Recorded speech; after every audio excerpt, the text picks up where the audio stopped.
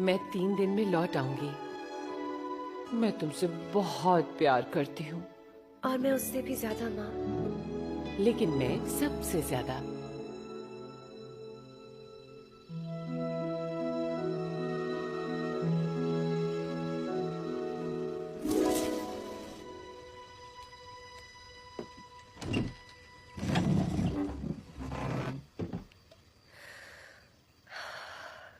ठीक है।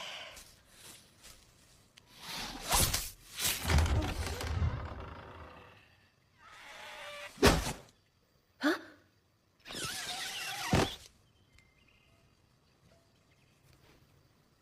हाँ।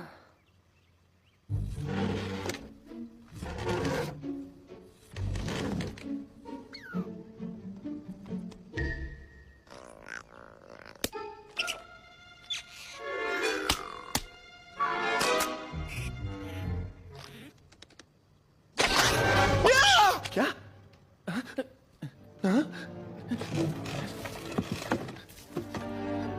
क्या ये बाल है? झटपटाने से कुछ नहीं होगा। हाँ?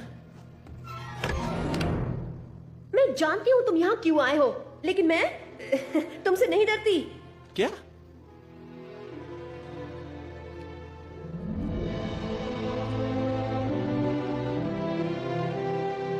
कौन हो तुम? और तुमने मुझे ढूंढ कैसे लिया? कौन हो तुम? और तुमने मुझे ढूंढ कैसे लिया? तुम कौन हो ये ना जानूं मैं, और ना ही तुमको पहचानूं मैं। बस इतना ही कहना है, हाय।